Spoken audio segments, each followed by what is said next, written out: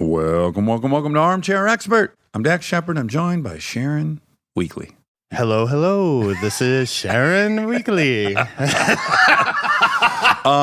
Actually, Aaron, I think I told you about this interview. It's up there for me. Yeah, we did talk quite a bit about him, actually. AKA Colson Baker. From Cleveland, Ohio.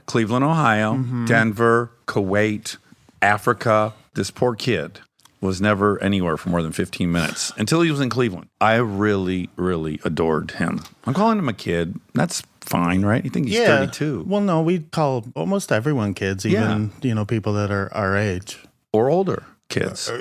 Even for some of the we used to call our dad kids. Grandpa Kid. Machine Gun Kelly is a rapper, a musician, an actor, and a filmmaker. In addition to Mainstream Sellout, a new tour that's happening with Post Haste. He also has a movie out called Good Morning, Mourning, Aaron. I get what he's doing You there. See what happened? Oh, man. Okay. I ended up really loving him, and you and I both could relate. Yeah, I look forward to the interview because the way you made him sound is he pretty much is us. Yes, a vulnerable boy. Yes, vulnerable boy. Major vulnerable Yeah, boy. like he could be maybe even the lead singer. It would make the band. most sense because he can sing. and Right, we can't. sure.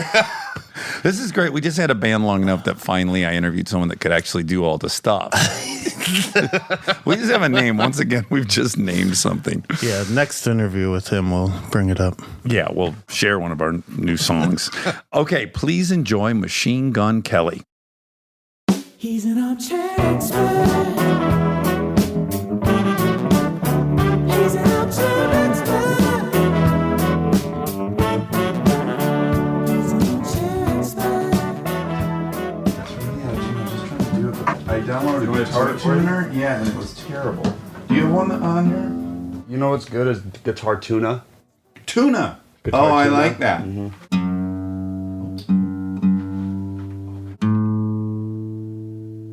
This is a first. We've not had a guest. I appreciate it. You can listen. You can tune a guitar, but you can't tune a fish.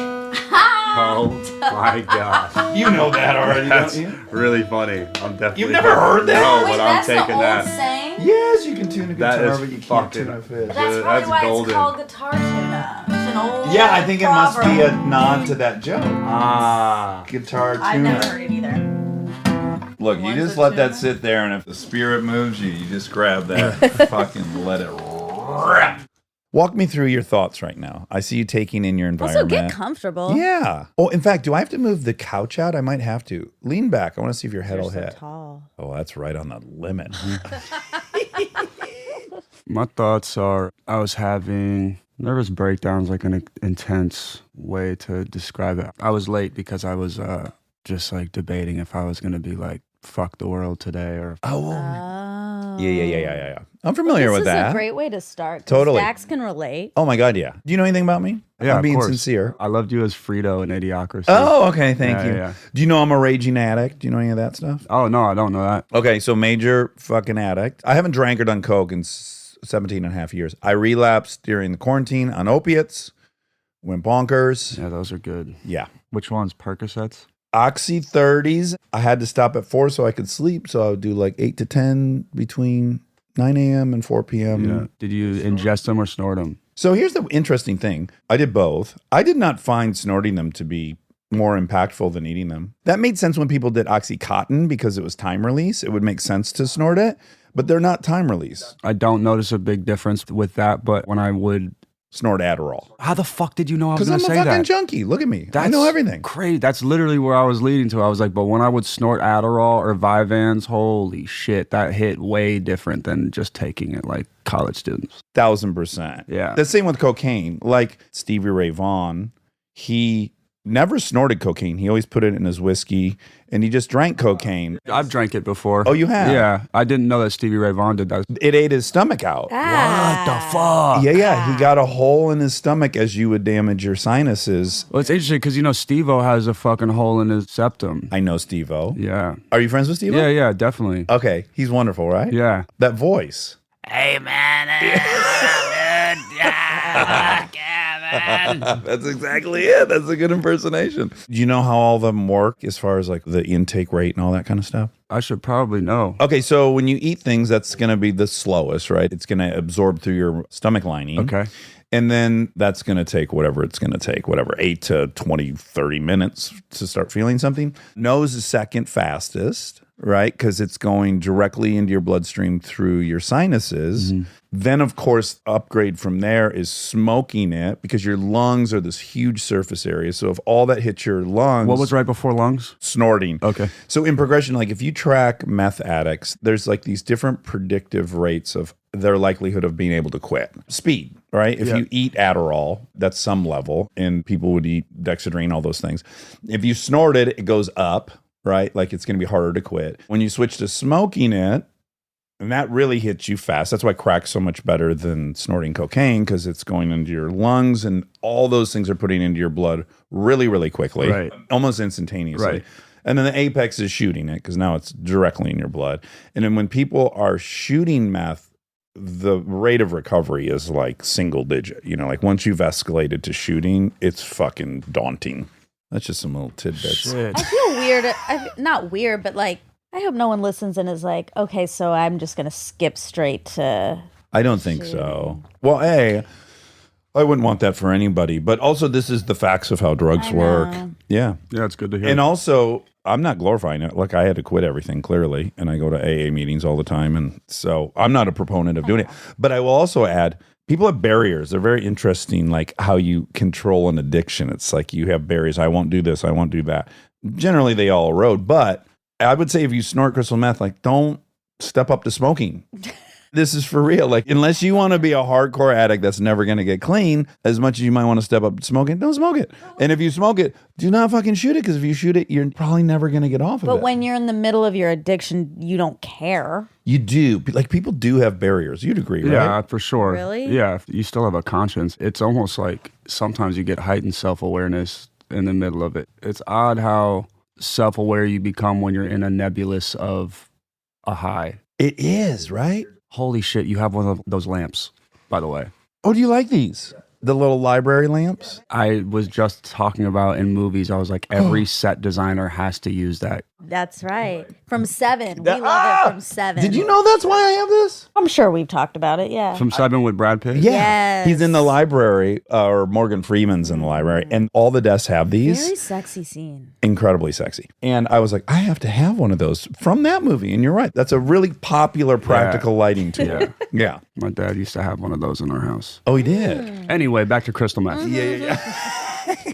We hop all around. I agree with you. You can be fucked up and you're evaluating, like, how far down the road am I right now? It's not like you're just feeling great and you're high. Do you think you're really able to know? What I'm trying to point out is, like, you might imagine once you get high on coke, you're like, I don't give a fuck the world. Oh, right. What you're doing the whole time is like, okay, it's 2 a.m. We're shutting this down at 3. And then 3 comes and you're like, okay, we're shutting it down at 4. And then we're shutting it down at 5.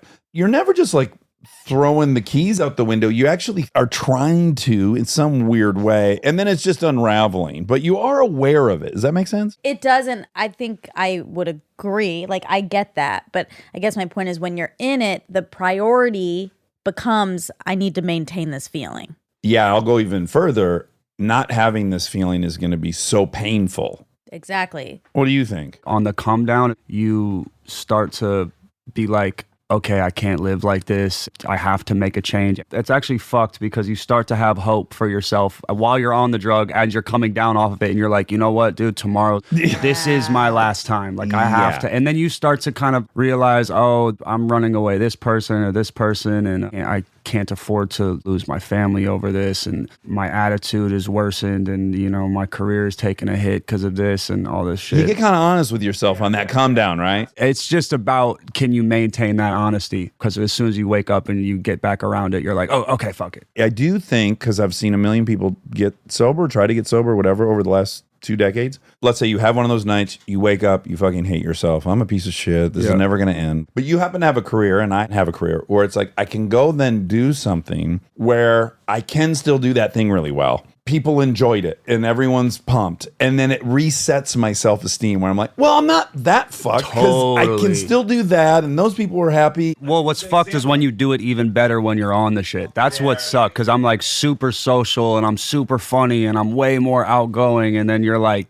God damn it, like I was better on that. Yes. The film that I came to talk about and that I wrote and directed, I wonder if I wouldn't have been sober off of cocaine, what that movie would have been. There are some scenes that I look at and I'm like, God damn, while this is so funny and so expressive and so opposite of what my image as a musician is to people, if I had just did one bump before the scene, though, I would have been fucking Jim goddamn Carrey in this scene. Like, You have those thoughts. sometimes. I also know we wouldn't have got past week one because I would have just been fucking flipping out on everybody and been like, this isn't fucking good enough. No, you would have been brilliant for 18 hours. 100%. And then it would have just been diminishing. Yes. I want to put your mind at ease. So generally, you probably haven't heard this show, but we talk for a while, just fun, and we bond over shit. Yeah. And then people fall in love with you.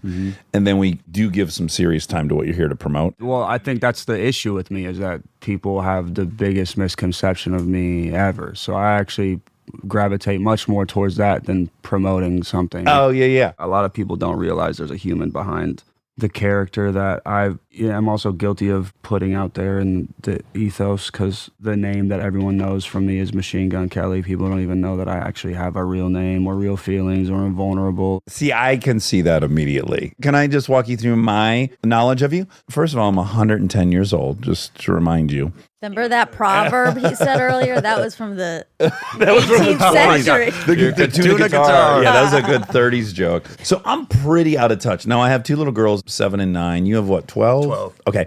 So I'm kind of hip to whatever shit they're listening to, but also a lot of stuff. I'm out to lunch now. And so I know Machine Gun Kelly. And then as I'm researching you, in 2 seconds of learning about you, I'm like, he's a vulnerable boy. I know your fucking story. I see the whole nine. I feel so similar to it. You're from Cleveland. I'm from Detroit. There was a masculine vibe in these places. Totally. That was fucking terrifying at times. For sure. And you're way too tall and I was way too tall. And I immediately was just like, oh, I already know I like this kid. And I can relate so much to the persona. I was super punk rock. I was punk rock because I wasn't going to be on the football team. It wasn't going to work for me. I didn't have Jordans. I didn't have Zeke Cavaricis. I didn't have the shit. So I was like, all right, well, I'm checking out of that. Just so you guys know, I'm not competing in that way because I know I can't succeed in that way. So I'm punk. I tried, and I just didn't fit. I always compare it to when I was in middle school and I look at the year before I started rapping. There's no signatures in the yearbook. And then I put on this persona and I was like really bold because I wasn't bold. I was shy. I didn't have parental figures. My parental figures were on TV. So I was always like, oh my God, Dragon Ball Z. Like, I want to be a Super Saiyan. Then it was like, oh, I want to be a Jedi. And then I saw Top Gun. I was like, I want to be Iceman. I want to be Maverick. I'm going to be a pilot. Yeah. And then I did ecstasy at 11 and I was like, well, Wow. fuck that.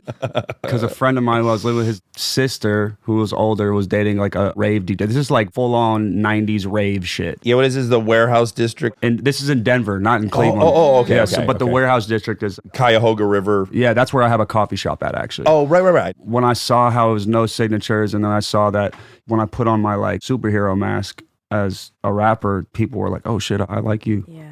For me, it was a trick because what it told everyone around me is like, this guy's so confident. Again, this is 91. No one would have bleach blonde dreadlocks. And it read as ultra confident, but it was smoke and mirrors. Yeah, but it fucked me because, still to this day, I deal with hundreds of thousands. I mean, dude, it feels like millions of people who just are like, he is so confident and all these things that like I feel okay shitting on him. Yeah, they feel like they're punching up on you. Yes. I feel okay saying this shit about him. And I'm like, you know what, dude? Yeah. Have I been a dick in media? Sure. Have I represented myself poorly sometimes? Yeah, absolutely. Is the camera on you when you were growing up? Because if it was, I'm sure we would all have fucking little excerpts to talk about. And it's like, that's not you though. I understand you're a lost young man or woman and you're like figuring shit out and you talk your shit, as does anybody. But like for people to miss that whole shit on me as if I'm not like the same like growing human being where I have feelings and I'm sensitive. And I'm like, you know what?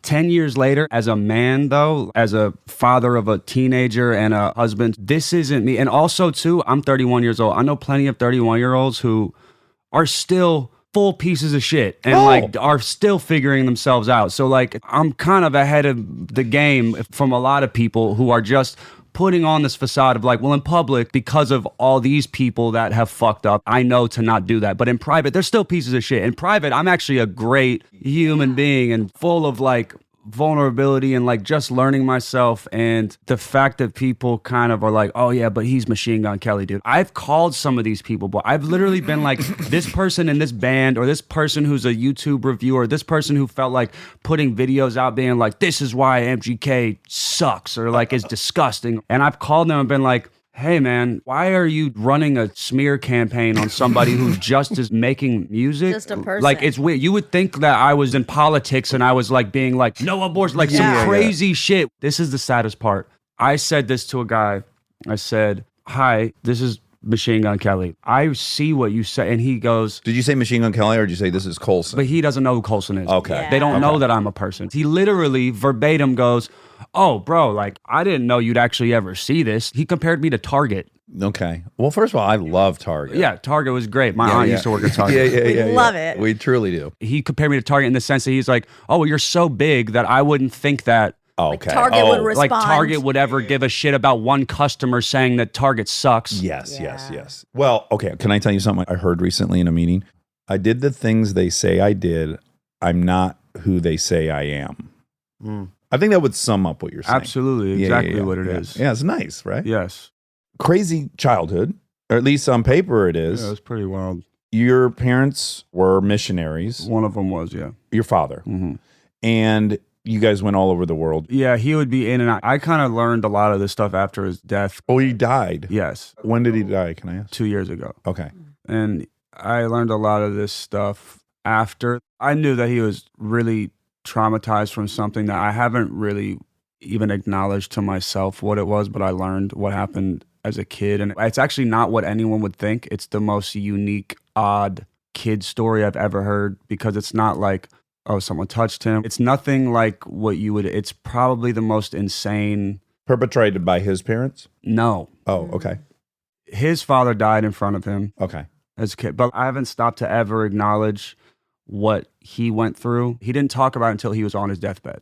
Oh, no kidding. And he was like, this is what that was. Yeah. And I was mind blown, and it made me understand so much of who and why he was dealing with what he was, because I couldn't understand. He slept for a lot of years when my mom had left to do her life. Major depression, yeah. For sure. And alcohol. I mean, he died of liver cirrhosis. And he probably wasn't that old. No. Yeah, it was escapism, which is classic with me as well. So it was just like, okay, I can't keep this job, so like go to God.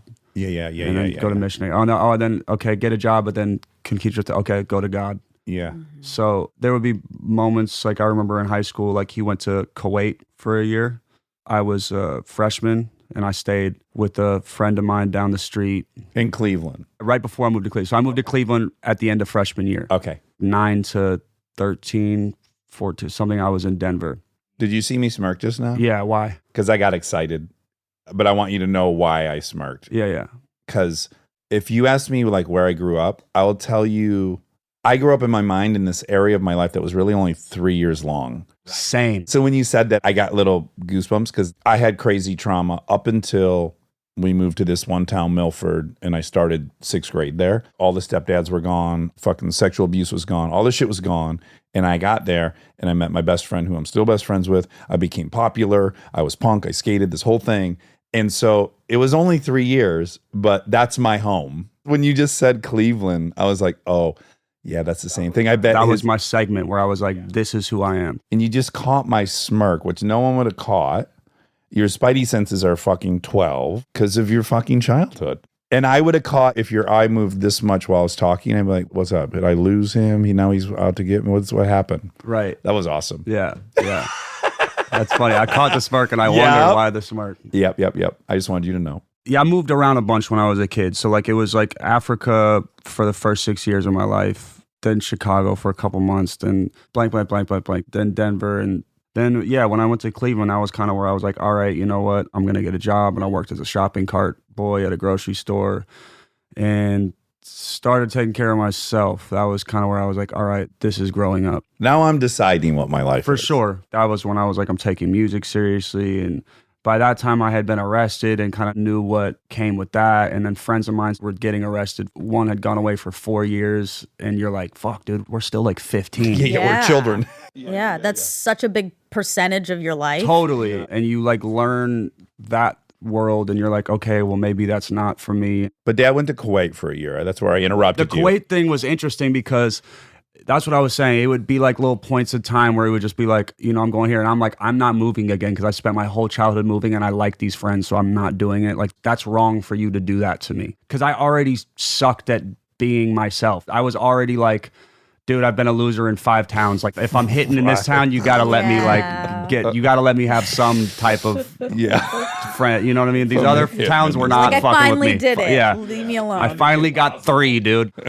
So he went there, and then that was during the war after September 11th. So then I failed in school, and word got to him, obviously, like, yo, like, he hasn't shown up for 36 days or some shit. Yeah. And so he's like, oh, well, like, get your ass out to Kuwait. And so then I moved to Kuwait. I've been there. It was just weird in that time, dude, because I would be walking down the street and I would be a fucking car with an Osama bin Laden flag with his face on the side of the car run through, and there would be people on top of it, like, screaming. You must have felt really Scary. safe. Yeah, exactly. Exactly. Oh And my God. it was gnarly, and I actually had got into an altercation there. Really quick, what year was this? 04, I guess. Okay. Yeah, this is the end of freshman year. Every freshman's dream. Yeah, exactly. Oh my Get over to Kuwait. It was with the wrong people that I got into it with, and essentially we had been asked to leave. The country. Yeah. Okay. Wow. Okay. Because you got into some funny business. Standing up for somebody, actually. In Kuwait, there's Kuwaitis and then there's Indians, and Indians are the minorities in Kuwait. And a friend of mine was Indian. There had just been an altercation at the school. I went to an American school. It was like a melting pot of Expat people. Yeah. including people that lived there, and like all the Kuwaitis, like a lot of them wanted to go to that school. I think it was just a good school. I don't know. And I didn't go to this school much either, but you know, Yeah. You did what you could. was defending a friend, and I guess I was defending a friend against the wrong. Like someone who had some juice. Yeah. You know, some royalty type sitch. And we had been like excused from there. And so then when we got back, that was obviously a blow because my dad was like, I had a job. Why would you fuck this up? Your dad's behavior to me sounds really familiar in that like a ton of addicts do this geographical cure thing. Like, I won't be this way there. Ah. If I go to Alaska, I'm not going to shoot dope there. I'm going to be the person I want to be. God, that's so funny. I still do that. Yes. I literally tell it to Megan all the time, like, if we go to Montana, Yes. Yeah, like yes. the environment is the problem. you will see this behavior just. It even has a term now. We've interviewed some psychiatrists who it's called a geographic. Like, oh, that's a geographic. So people they'll do people, right? Like, oh, if I had this relationship, I'll live up to that. If I go on that island. We just interviewed Josh Brolin. He's sober, and he and I both do it. He's sitting in Venice. He's like, I need to be on a ranch. He gets up to the ranch. He's like, I need some fucking rhythm. I got to get back to the city. It just never ends. It's like, oh, there'll be a place I'll feel the way I want to feel. A geographic. For sure. So yeah, it sounds like your dad maybe suffered from some. When he had passed, I went into our storage unit from when I was a kid. Found a bunch of like, what's the right word? Psychiatric or like Like evaluations or Yes. something, psych evals. stuff like that. He was struggling. Yeah, for sure. And mom, she left when you were 9. It's cool because she's coming to visit me in a month. Oh, that's great. Yeah, we have our relationship that happened after my dad had passed, and I was like, I'm sick of not having answers. And my cousin who I grew up with, he was schizophrenic, and he had lived with us until he couldn't control that side, and then he had to, you know, go to one of those places. So again, I was just always kind of like left out of the loop of what was happening in front of me. And so my mom, very educated, she's a scientist. I think if I was her too, I'd be like, I need a life. Like, I'm not a geographic. Yeah. I can't sync with your ship. For sure. Yeah. For sure. So I used to say left, but now I'm just like, I think she just wanted to save herself. Yeah. That's very generous, by the way. She wasn't in your life until recently. Again, things that I had learned later, like, oh, I had reached out a million times. Oh, I had came there and was kicked off the property. I portrayed it differently in the early years of my career because I was angry. Of course. I didn't know shit. I didn't know the facts. I didn't know anything. And You felt abandoned. for sure. Yeah. And Yeah. it's like, you know what? No, you went to save yourself, and now you can come into my life at a much better time. Because you know who was there for me was my aunt, who was my dad's sister, and that's who I lived with a lot of the years. And I wasn't there for her because I was an addict, and I was so obsessed with the fast life, and she died, and I rushed her off the phone before she died. She was there for me in every way possible, and I was so selfish. I wasn't even able to appreciate what she was giving me. So the fact that now I like a day where I can just have a conversation, and like, you know, my mom is there to have that with me, it's really nice turnaround from what I was used to. And it's probably better and worked out that way because it feels really nice to speak to someone where I'm like, holy shit, You guys are probably similar too. super similar to me. And everyone says like, we look exactly the same. And Yeah. Is she 6'4"? she is not 6'4". So that's the only gene that she doesn't have. I'm going to guess too, this is a wild guess, but your dad, who was struggling a ton, I'm sure in his mind, if he didn't have you, he was going to be dead in a couple for months. sure. So I bet his hold on you was like part of his own, I'm going to die basically. If this good thing leaves my life, I'll be unaccountable to everything and Totally. I'm dead. Totally. Oh man, it's wild. But you know what's fucking great though is like through all that cauldron, you have this fucking beautiful, explosive, artistic, creative, wonderful side. And then trying to learn, that's your sword. And so the downside is, yeah, you might disappear for a few days. And the upside is you might really see another person that's been through what you've been through and hold out your hand and they can see it in you and feel it in you and you can give people hope. So it's like this crazy weapon you have and learning how to keep that other side dull and the other one sharp. It's a fucking journey, you know? You seem disappointed in yourself a little bit. No, I was just having the urge. I was like, I need to smoke a cigarette. Oh, you can? Yeah, you can. Yeah, you 1000% can. Oh, let me open a window. Well, no, you know what's funny is like I was realizing I had did this at dinner the other day, and like other people there were like sober, trying to, and I was just like, No, you're I'm going to do this fine. with you. I'm going to dip while you smoke. It's going to be great. Let me get you a little ashtray. He'll take any excuse to dip, so you gave him a gift. dude, the first time I dipped, my friends told me to swallow it, What nice friends. and I just barfed until Yeah. I couldn't. Oh, It was the worst. It's gnarly because it's fiberglass and it cuts into your bloodstream, and it's really, thank you. How crazy is it that Idiocracy was right? Oh my God, that it was a documentary? It literally is where we're all at. It's kind of crazy because I rewatched it the other day. It's a trip, and that's also Dax peeing in the background yeah. if we have that any. happens quite often. Okay, great. Feel free to take a By the turn. way, you can also smoke pot in here. Seth Rogen. You can do whatever you want. Smoke pot. You can do whatever you want. I prefer you didn't shoot anything, but short of that, you can do whatever you want. Yeah, that shit's a trip, dude. I was watching it and I was like, it was a joke, but came to life. My kind of funny story about that is my mom saw it. I did it like a month after I got home from shooting Without a Paddle. That movie's so funny. Well, you are the prime age for that is- movie. Oh, dude, that was my shit. When that came out, that was my shit. So my mom saw that and she was excited. She's like, oh, wow, you're really doing this. Then she saw Idiocracy and she goes, well, not my favorite thing you've done. And I'm like, understandable. And then she called me like 2 months later and she goes, I just left Walmart. And I think that movie might be brilliant that you're in. She did a 180. It is. It takes a second. It does. It does. You got to come to it. Stay tuned for more Armchair Expert, if you dare.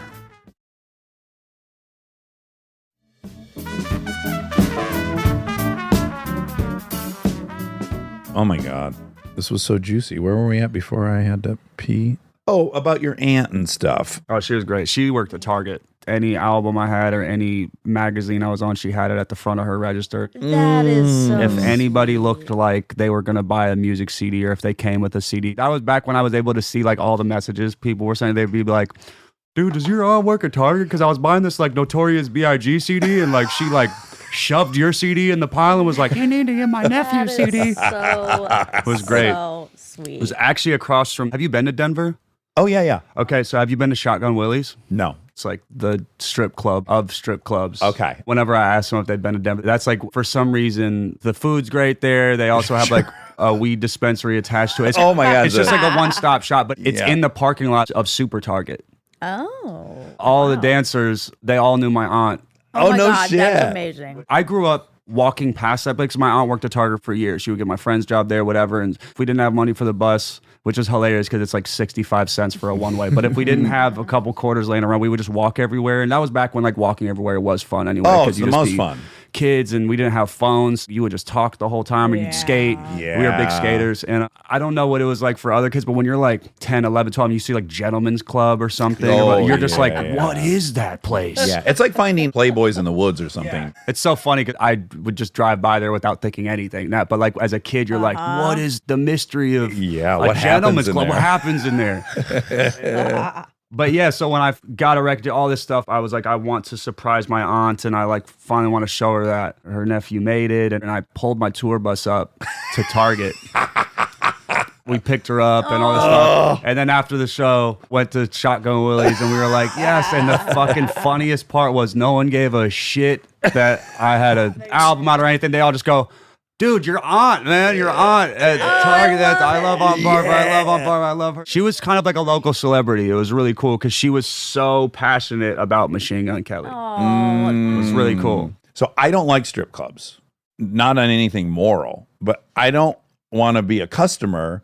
I want approval. Like I'm an approval junkie.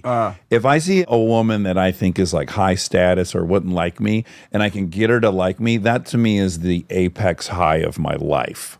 I think as a musician, it's kind of just part of the culture. Like there's some where it's like, yes, we got to go and throw all this money and all that. And then, but sometimes you just want to go and like ask the DJ to play your music and be like, does it make people vibe? Is it good to dance to? Is it fun? Like, do people enjoy the environment when this song is playing? Yeah. But are you an approval junkie like me? Yes, but music approval. Megan sent me this really sweet GIF yesterday. It was of Kermit the Frog and Miss Piggy. And it says, maybe you don't need the whole world to love you, you know? Maybe you just need one person.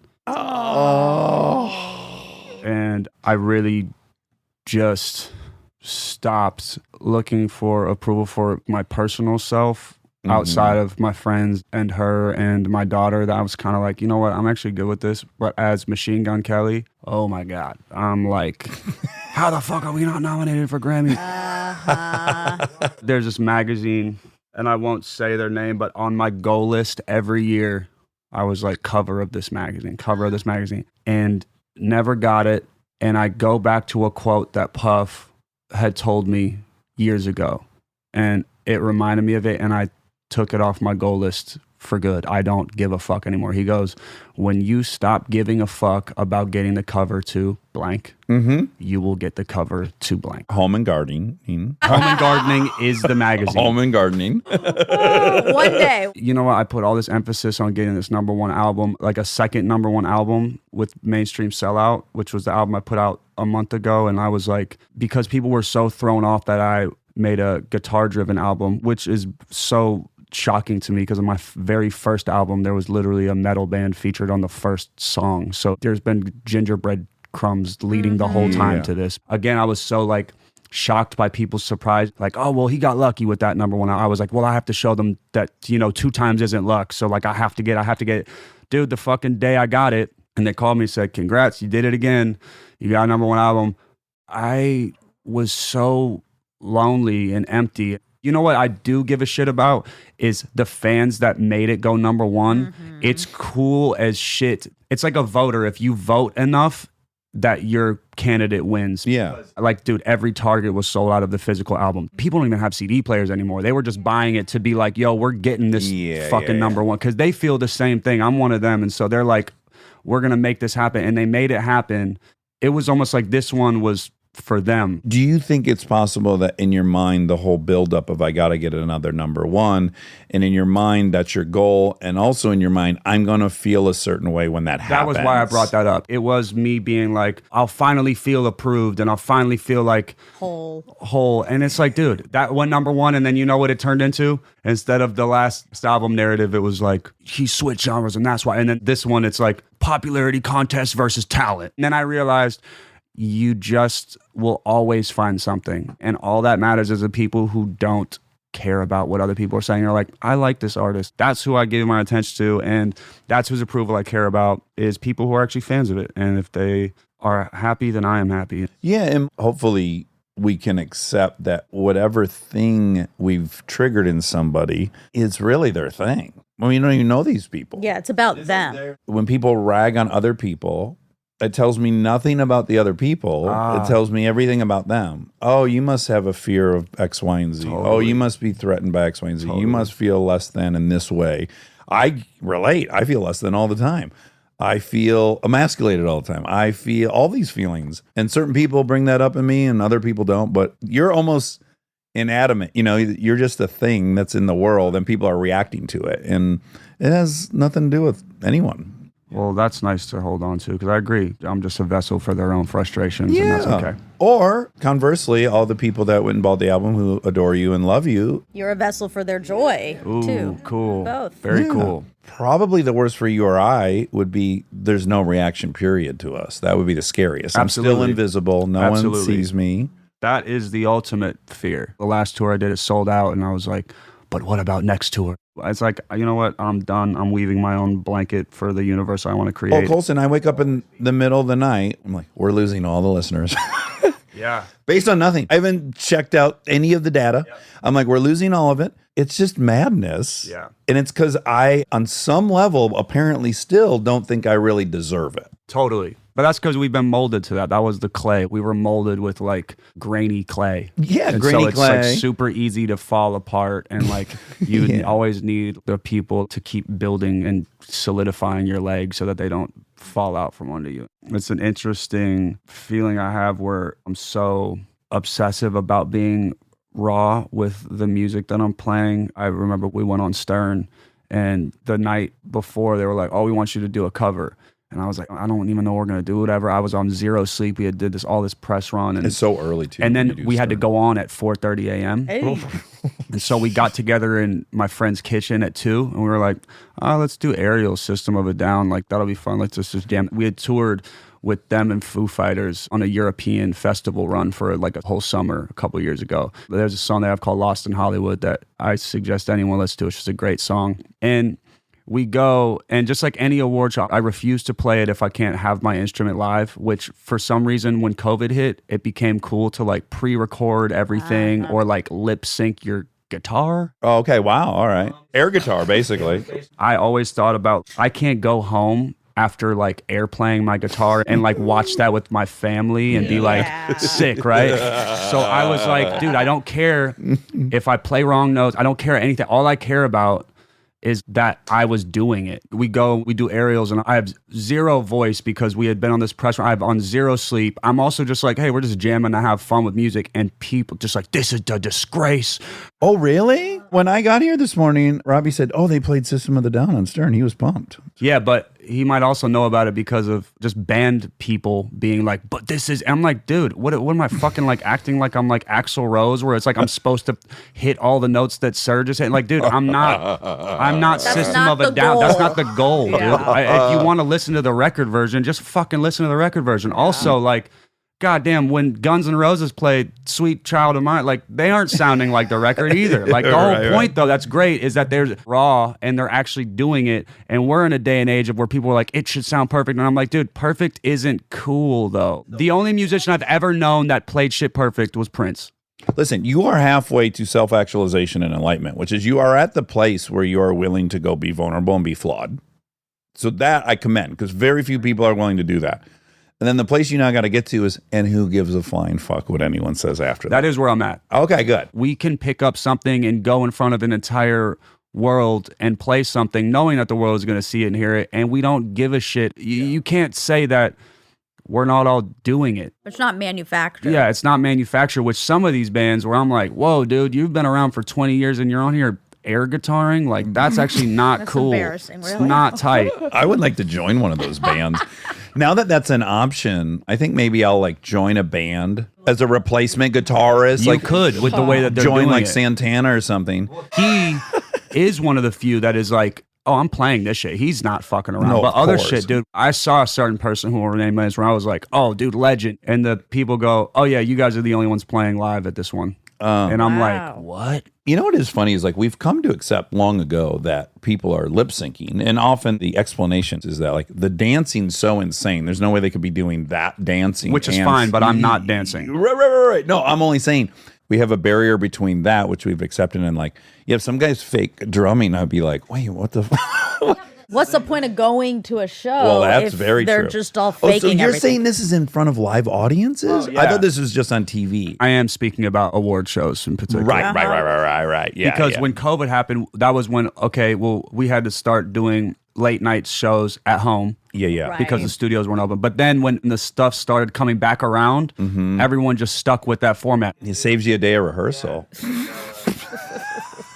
And we started saying no, unless, like we did the NHL All-Star game. And I was like, I want to come in from 100 feet on this platform and come down. And they go, oh, well, like, I don't think our technology will like pick your guitar up from 100 feet. So just like, just do it. And I was like, I'm not doing that. We're Yeah. going to figure it out. And so they put like receivers in the stands and it was live. And it was the intention of what live music is supposed to be. And Yeah. it's not tailored from an engineer. It's from my fingers. But again, let me just really quickly walk you through. I can tell you immediately off the top of my head who's never done that in their mind to you. So if Eric Clapton's ever seen you play, it doesn't cross his mind. Maybe here's an off note. He doesn't really give a shit. If you want very badly to be a guitar player on TV playing, and you're asking yourself, why aren't I up there? Now this sense of injustice, like, well, I'm better than him. Totally. Right? And I can sympathize with that. When I was first acting, I was obsessed with Vince Vaughn. Like, I want to be Vince Vaughn. I had a deep fear I couldn't be as good as him. And I would gossip about him. And it's just all like, I really wanted that. And I was afraid maybe I couldn't have that. I was a victim of that too, where I would Yeah. gossip about the people that I actually deep down respected. One's public, as I learned about you.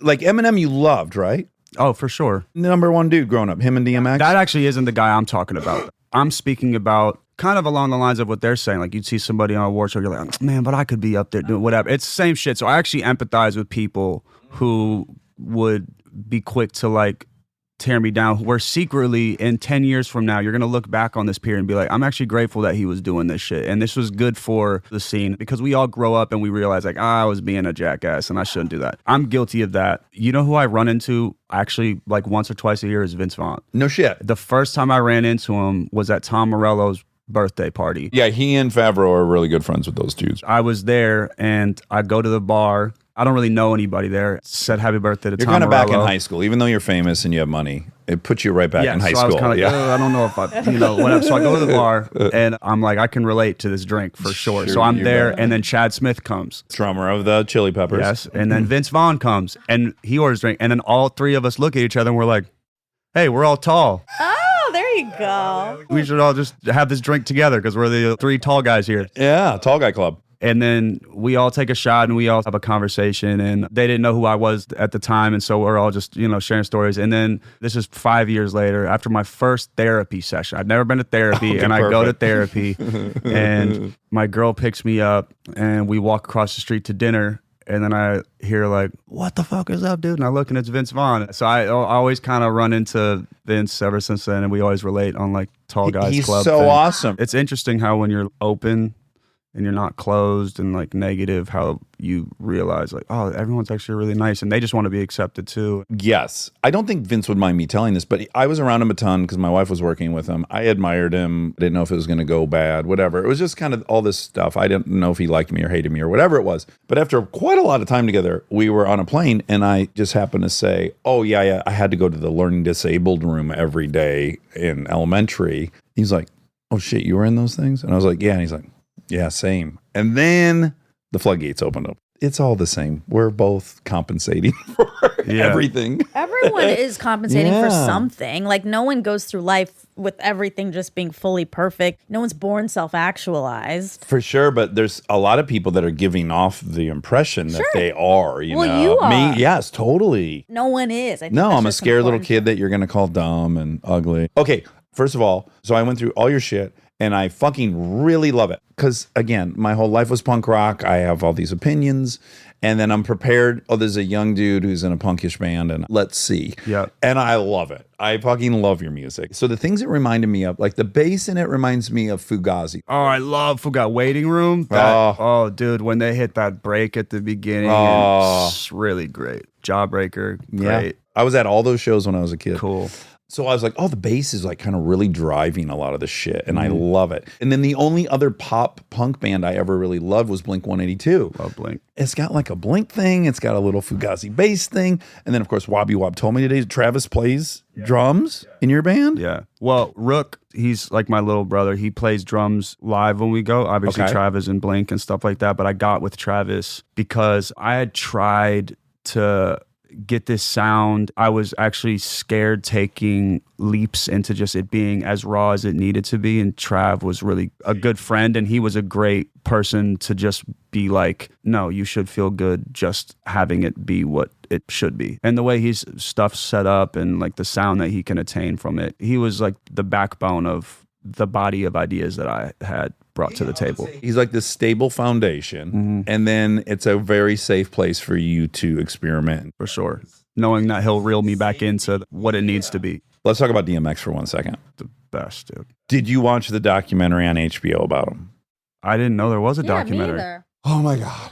I watched it 2 days ago. Oh, I didn't even know that existed. Is it one of the music box ones? Yep. Oh, cool. Okay. I love DMX as well. And as an addict, it's just heartbreaking and claustrophobic. And I'm like, man, the thing is so strong.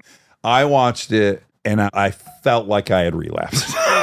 I've been around him many times. Oh, you have? Oh, yeah, a bunch of times. Okay. There's a lot of the stuff we were talking about like the geographic cure or the I'm going to have a family cure or this and that.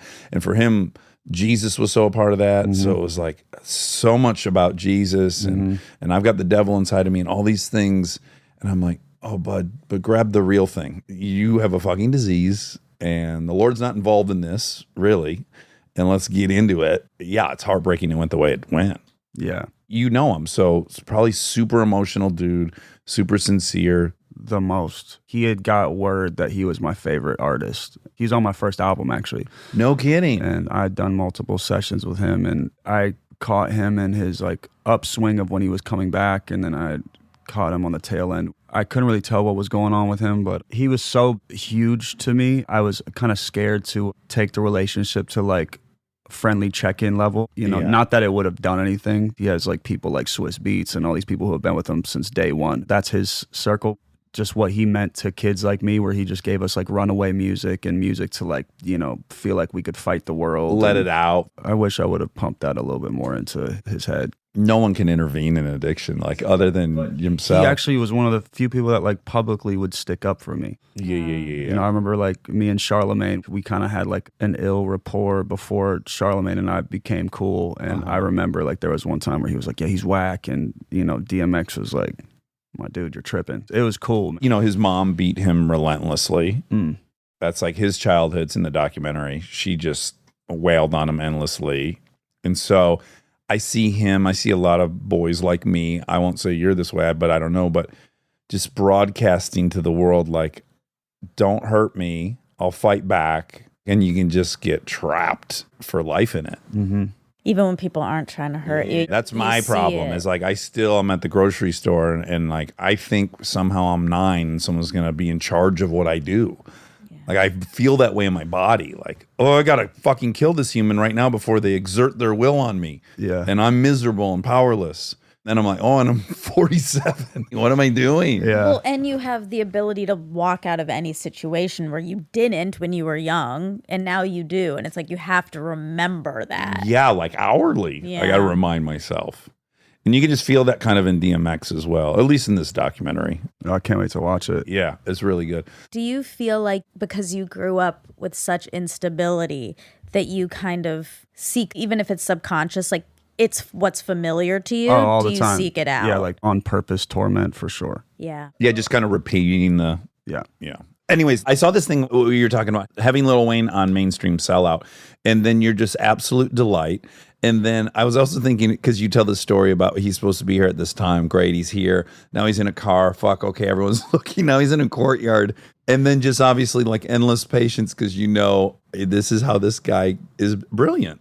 He's the opposite of us. He's so grounded in who he is. Oh, really? I don't know this, but like my perception and what's so cool about it was that he was so grounded in knowing that like when I do come in this booth, it's going to be the greatest thing you've ever heard. And I am such an asset to this that like I will make Travis Barker, Machine Gun Kelly, and whoever else is in that studio wait until I am good and ready to come in there. Whereas I would be in that courtyard, like checking in every 15 minutes, like, yo, still writing, you guys good?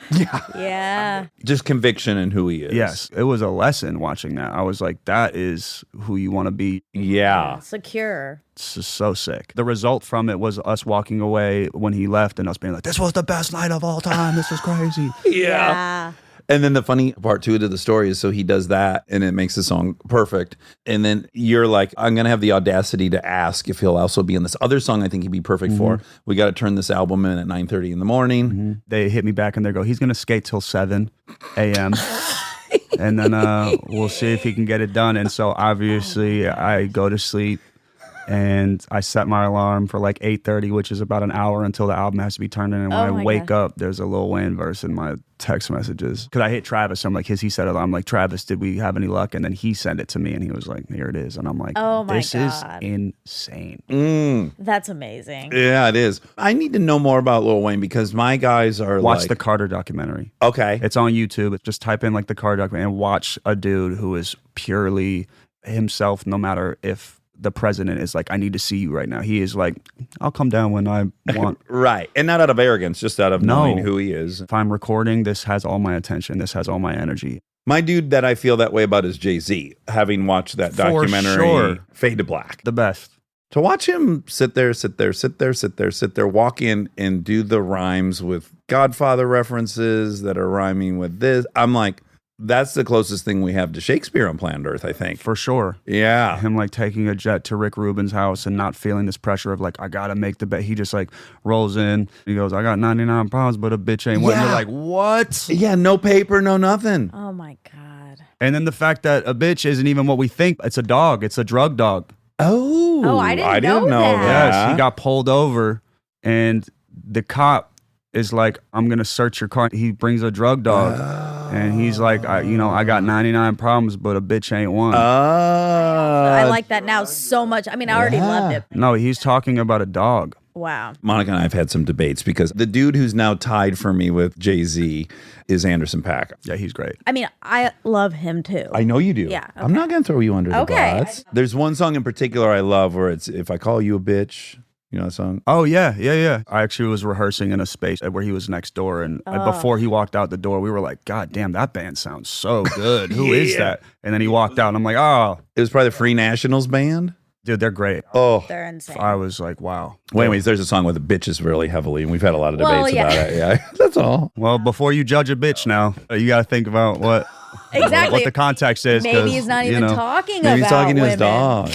For me, the attitude, grounded level of like who he is, to me, it would also be like Liam Gallagher, Oh, you love Liam Gallagher. just because he's like, I'm the greatest. Fuck you. yeah. And you're like, wow. If you ever look at his Twitter, it's cool when they're huge and they act like they're still tweeting like they have 3 followers. I think the thing you're attracted to is being unaffected by people not liking For sure. you. You can't tell Jay-Z shit. There's this great interview where I think like him and Birdman were having beef about who had the most money. And Okay. they bring it up, and instead of like a lot of us who would have this emotional response or defensive, he almost says it where you have to like turn it up and put your ear to the speaker. He's so calm. He's like, I mean, that's not opinion. That's black and white. We can see the We can show the accounts right now if you want to. but even that, you got to pay me to show you that. Like, it was just like the most confident. Not defensive. It's great, man. And then there's someone like Liam who's just like, no, I'm the greatest. Sure. Okay, the tour you are already on, or when does that It start? starts in June. It's my first arena tour. Oh my God. Yeah. So exciting. What are your fears? What are your excitements about it? I'm actually fearless in this one. Every act I've opened for, literally from like the Tech Nines to the Rick Rosses to the Limp Bizkits to the whoever, to Van's Warped Tour to the Foo Fighters. So I've done it, and I've done it from little venues with 150 caps to venues with endless amounts of people, but we've never taken an arena which looks the same on the inside every time and had the notion to be like, okay, we have to make this still feel like it felt when we were performing in those intimate places. If there was a fear, it would be that, but I solved that, and we're going to come with a really unique stage and like something that will feel close, but even if it's far, it's like, what a spectacle to witness. And, you know, also too, I was notorious for spending all of my, you know, money on lights or anything, even in small places. They're like, you're going to make no money if you get this lighting rig in there. I'm like, I don't care. I got to do this. They haven't got to see us with like real amounts of money to do a real production. That's where we're strongest at, is live. Okay, now, do you know Colson has a very long acting resume? Do you know that about him? I did not know that. I would have maybe guessed that you didn't, but he was on that show Roadies. That was with Luke, who was in Idiocracy. That's right. Oh. Do you want to hear my Luke impersonation? Please. Okay. I was really good at doing it when I worked with him. It's gotten shittier, but this is something he would say. I got one too. Okay, great. He'd go, oh, I love it in curvies. Okay, this is mine. Okay. Hey, Colson. It's kind of a shit morning, man. It's pretty good. Just exhausted. Okay, and then as soon as the camera's on, Luke Wilson. So much fully energy. come to life. Do you want to do your Owen? Okay, sure. Oh, wow, Machine Gun Kelly. That's a great, I love that name. Did you, let me ask you guys, so you're going on a big tour. It's a arena. Are you afraid that maybe like, wow, I don't know, people like fall out of the top? Yeah. Like fall on the ground? You must have seen Bottle Rocket. It's Yeah, my of favorite course, comedy. yeah. Here's the line I usually do of his to get me into his character. He's like, how's an ass like mom get such a great kitchen? I think it's good. That's pretty good. How the fuck are you dealing with your tattoos? Are you in a makeup chair for 6 hours? Yeah, that one's rough. That stopped me from getting them. And so now I'm resuming, but that's what kept me from getting more is it's a beatdown. And then your fucking arm looks like a Ken doll when they're done, right? It's just all like one monochromatic. Crunchy and It cracks all day. there's no hair. But No you have hair. to shave all your hair. It's a just Ken doll with cracks all over it from the thick makeup. But yeah, how long are you in a makeup chair for that? 3 to 5 hours. Oh my. I hope there's a scientist listening who can help. Can't they just paint it out after? Well, it's because it's moving. If you sat I perfectly mean, it would still. just take a long time. They could do it frame by frame. Yeah, it'd have to be like your arena tour. The budget would have to be off the charts. Yeah. Okay, so in addition to you having mainstream sellout and then the stadium tour, which is going to be so much fun, you also have a movie you've written and directed and you star in called Good Morning, MOURN, Yes. as in morning.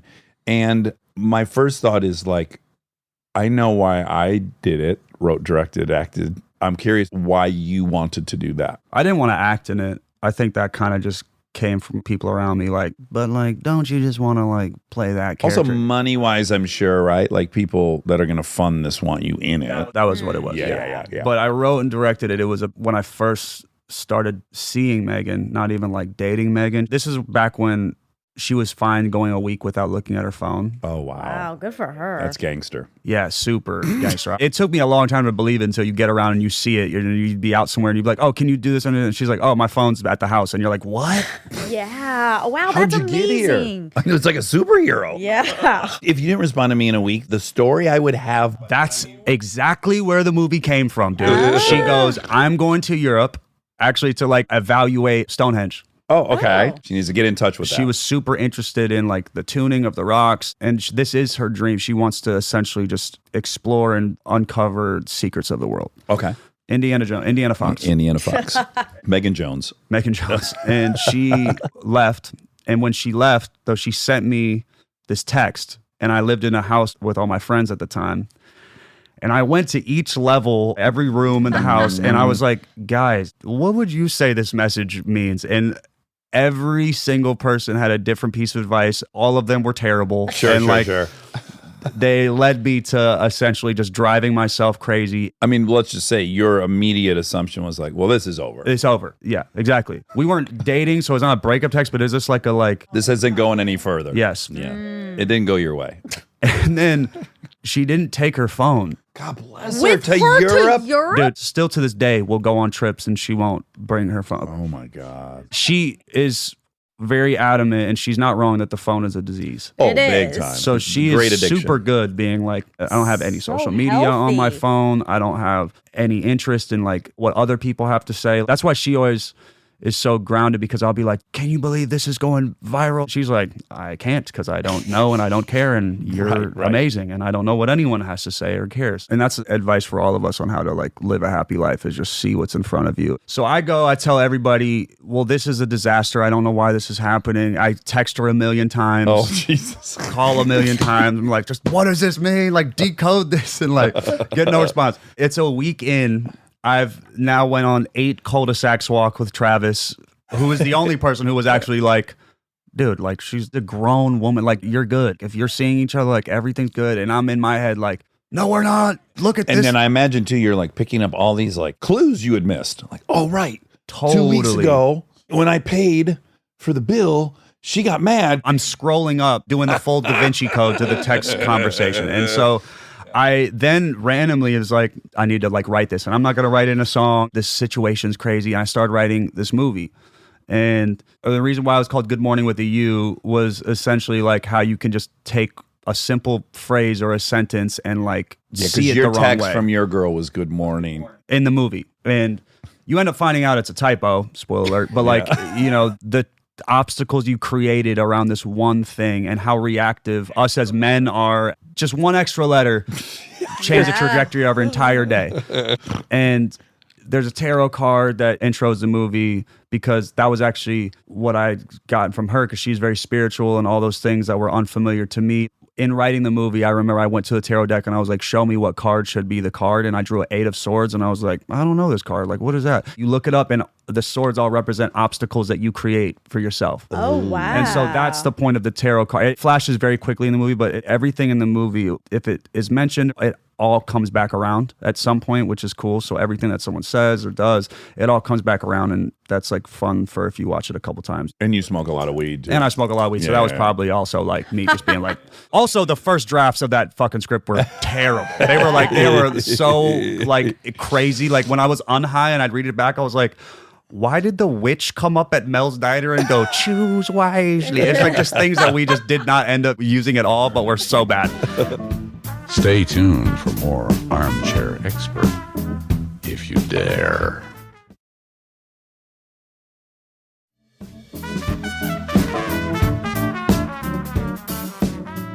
I got to tell you one bit I loved. I don't think I've made a movie without throwing up in it. It's one of my favorite things, is throwing up. The intro to the character, he's looking through a microwave. Oh, God, I love that shot. It's so good. The camera's in the microwave looking out at a dude just trying to wait patiently. And the camera's spinning, right, on the little rotating thing.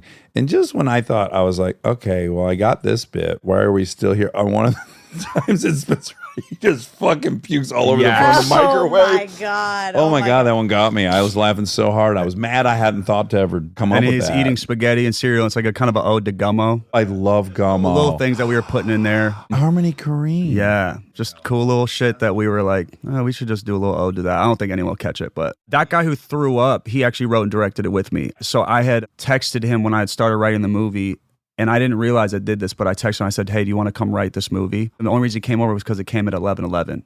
He was doing something else, and he was like, you know what? Like, weird sign. I'll just go over there. No kidding. And thank God he came over. We were like, his name is London Clash. He's the star of this TV show that everyone loves, but he ruined the finale. A Supermarket, best song on the album? What's that? London Calling. Oh my God. Well, the reason why was because I had been hit by a double-decker bus in real life. And you know, they have the song. That's the Smiths.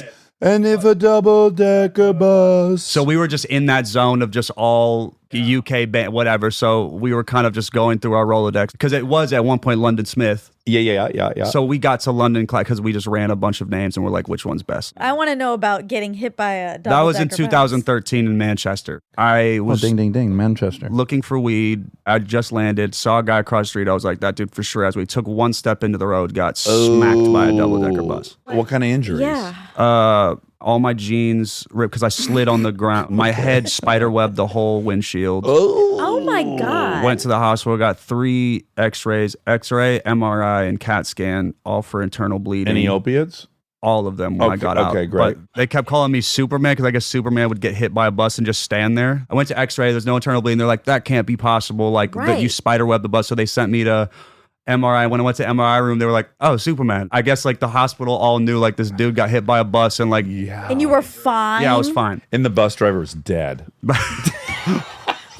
Yeah, when the answer to I got hit by a double-decker bus is my pants ripped. I love it. I don't remember this part, but my manager at the time was with me and he was like, yeah, you stood up and just like yelled at the bus driver to keep going, like, get out of here, like, just get out of here. Oh my God. Like, I was in like a concussed state. Yeah. Talk about the apex of codependency. So it's like, fuck, I stepped in front of this bus. Now this guy's in trouble. Just fucking go. Just get out of here, dude. Just fucking hit and run, dude. I'm not going to call the cops. Yeah. So the Smith song, we thought of that. Yeah. And then it was London Smith.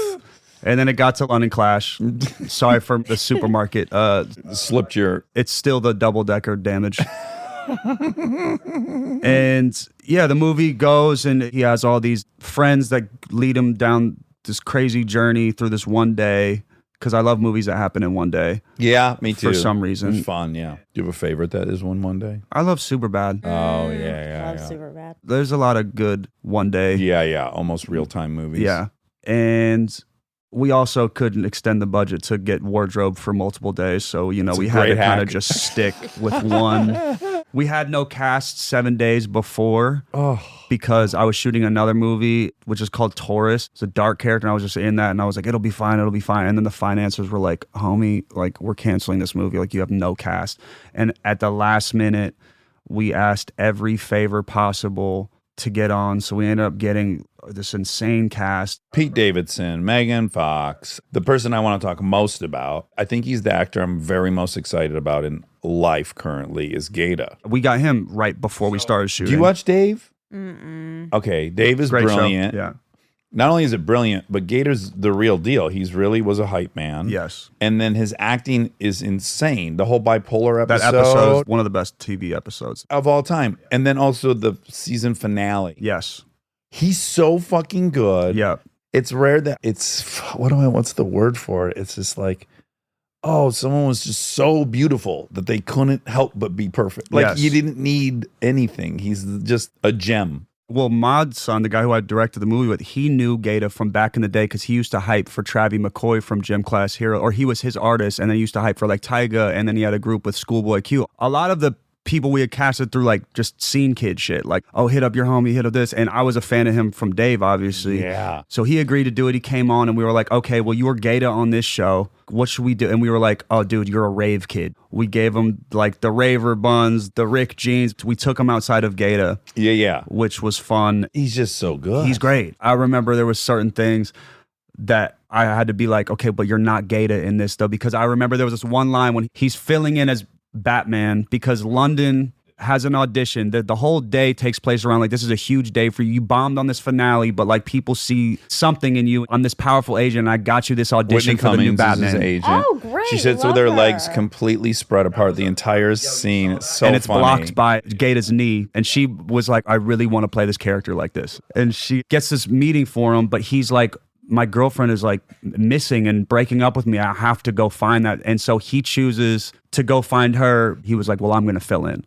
And so he shows up at this meeting, but, you know, he's a raver DJ, so he has one of those masks, and this is kind of like us just kind of laughing at the whole, like, DJ with the mask thing. And so he goes to fill in, and because he's like, well, Batman wears a mask, so this will actually fool the director enough, and I'm going to sit down. And so he goes to sit down, and he has this line that we wrote where we were like, whose dick do I got to suck to get some pancakes around here? As Batman. As Batman, and he's not an actor, he doesn't know what to do, so Yeah, he just yeah. sits down and he's like kind of like throwing these lines. And I remember Gata did not want to say that line. Oh, he didn't. And I was Okay. like, but remember, you're not Gator. You're Yeah. Leo, who's just goofy and like doing whatever he can to get his friend this job. And like, he would say this line. Yep. Yeah. Yeah. And it was cool because we took a break for a second. We had smoked and we're like, you know, if you don't want to do it, fuck it. And he had this moment where he was like, yell action. And he fucking sat down and he was like, whose dick do I gotta suck to get some pancakes around here? The directing was difficult too because we wouldn't have cast members until the day. Like I remember I made them rent out Van Nuys Airport for a 4-hour period because I was like, there's going to be an athlete that is going to punch London. And up until the day that it was shooting, we kept lying to them. I was like, yeah, I got Steph Curry, dude. And then they would reach out and they'd be like, Steph Curry has no idea that this is happening. I'm like, okay, yeah, I know, but we got, you know, we got LeBron James. And so they're like, dude, we fucking rented out Van Nuys Airport. There better be a goddamn actor, athlete, somebody there. Yeah.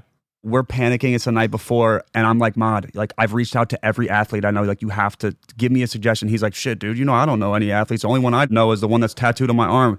He has Dennis Rodman tattooed on his arm. And I go, Perfect. done. And I hit Dennis Rodman up and he's like, I'll come, but you guys have to pick me up on a Rolls Royce. No problem. We send him a fucking Rolls Royce to Orange County. Halfway through, the Rolls Royce owner calls us and he's like, Dennis Rodman's smoking a fucking cigar in my Rolls Royce. I'm like, I don't give a fuck. You just fucking get Dennis Rodman here. I'll fucking pay whatever. Just fucking get him here. fumigate it. Yes. And he fucking pulls up. Wow. And he gets out. And my favorite thing, Mod like goes up to him and he's like, dude, check it out. He shows him the Dennis Rodman tattoo. Dennis Rodman goes, I see it. Blows right past him. Most rock star shit I've ever seen. I see it. We're like, all right, we got some wardrobe for you. Like, what do you want? He's like, what do you mean? I'm already in clothes. He's like in this wrinkled white t-shirt and a hat. We're like, yeah, bet. Yeah, great. And we get him in there. He does it, knocks it out. But every day was kind of like that. And whenever there would be a new cast member, there wouldn't actually be one until like an hour before. We'd be like, oh, thank God we got so-and-so. And so. Printing the call sheet morning of. Exactly.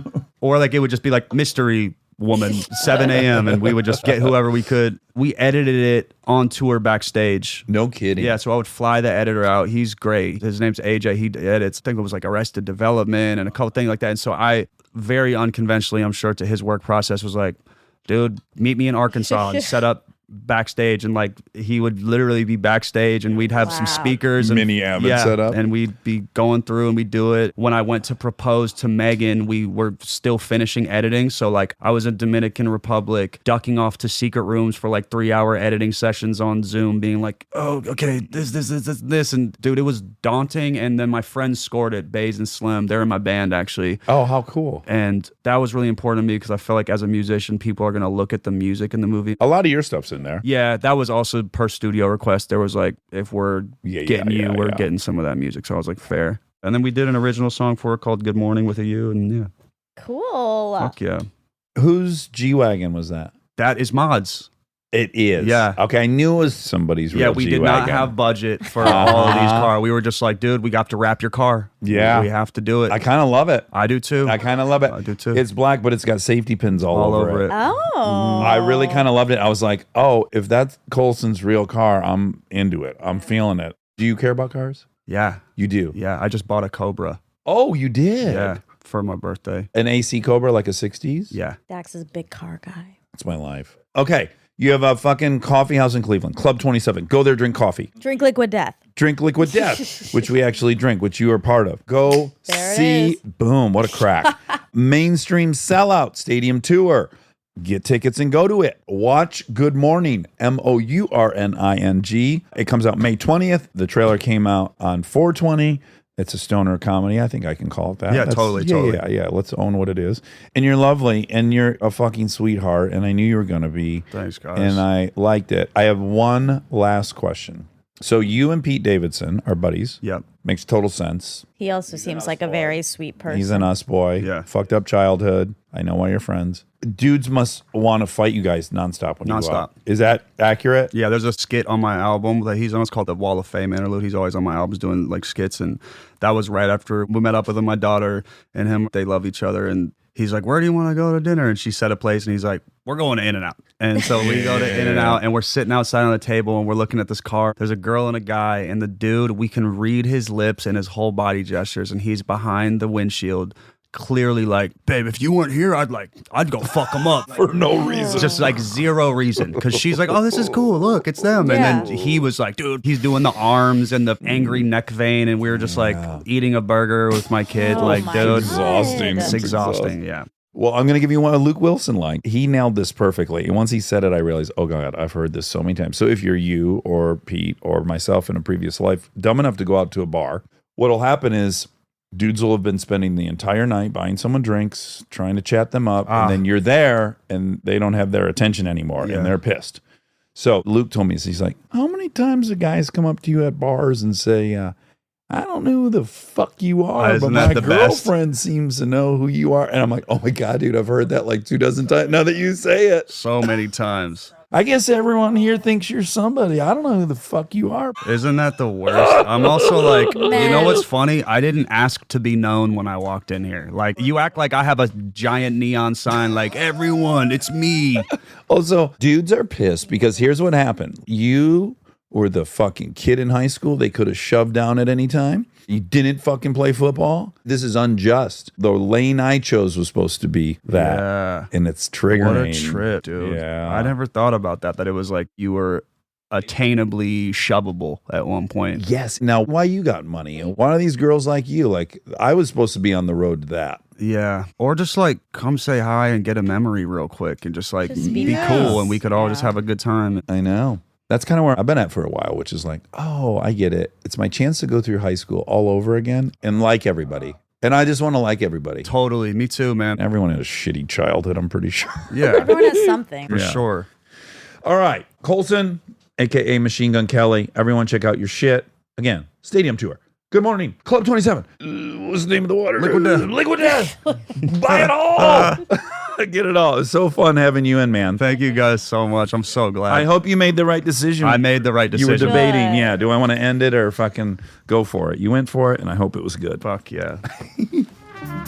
And now my favorite part of the show, the fact check with my soulmate, Monica Padman. Okay. I got nervous for you. Me too. No, what could be more stressful than a computer breaking when your whole life is the computer? Nothing. Not one thing.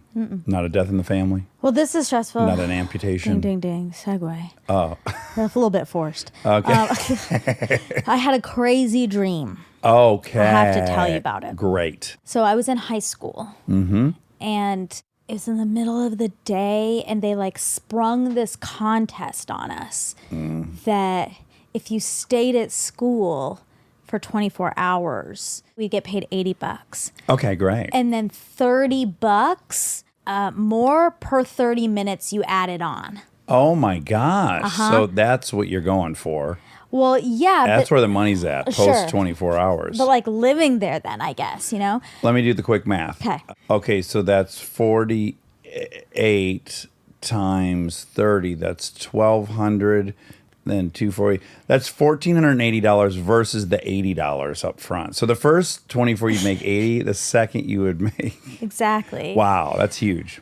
I don't think they thought it through. They probably didn't have anyone with fast math skills on the team. But it was like kind of Squid Game. They would throw stuff at us to get worse and worse, Oh, you know? fun. They wanted people to drop out. It was like a psychological experiment they were doing. We couldn't go home. Like it was the middle of the day at 2 o'clock, let's say, and they sprung this contest. You couldn't go home to like even get stuff. Okay, you So were it's there just now. the stuff you had. Clock starts now. One thing that they said a day in or something is like, okay, you can only sleep next to people who are wearing the same color clothes as you. Okay. Not very metaphorical. No. And then, okay. And then I was trying to take a shower. So they had like, You needed to shower in that 24 hours? no, it was like past the original 24 hours. I was still there. Okay, so you fast forwarded a bunch. Sorry, You're yeah. like, now I can't leave. It starts now, but then you're at the end of Okay. it. Okay, so you're there. You'd been It's there a for 24 hours. dream. Yeah. Time is Anything nothing. eventful happened in the first 24 hours? Mainly the clothing thing. Okay, the clothing thing. Okay. And then I was trying to take a shower. And then like one guy had been there for 8 years somehow. I don't know. He you know. was rich. Fast math. I can't even do it. I think that was like kind of Squid Gamesy too, like an old person there. Oh, yeah. I don't know. Or Squid Game. E. Squid Game. I went into the bathrooms with the showers, and they're all nasty. You know, Of course. There's nothing grosser than a communal shower. Ugh, they were disgusting. And then there was one that looked clean, but then there was this teeny tiny piece of poop on the floor. Okay. So it was And like, you spotted it. fuck. And so the whole time I'm showering, I'm just like staring at this, like, don't accidentally step in. Ugh, it was so stressful. I was so stressed. Really quick, too. Just, I would opt to not shower if it was going to be communal and I'd only been there a day. But you were like, I got to shower. I had to. Maybe it was required. I Okay, don't remember all right. this, you know? Yeah. When I woke up, I was like, ugh, like, I'm so glad that was a dream. Oh. I hadn't pooped in the bed. Oh, okay. I thought maybe it was a little poop in the bed or on the floor. No, thank God. No, I just was like, ugh, that was awful. And then I was like, people who camp, they're choosing that.